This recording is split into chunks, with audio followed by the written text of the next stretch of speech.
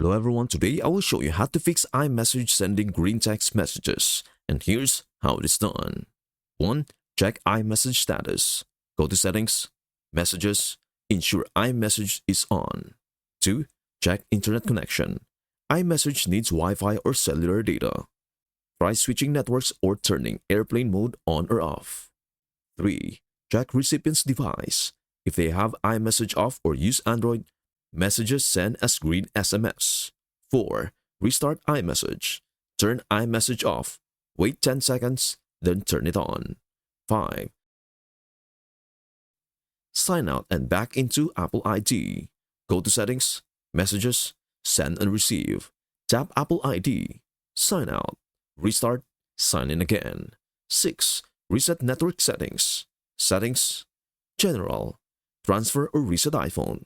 Reset network settings. 7. Update carrier and iOS. Settings. General. About. Check for carrier update.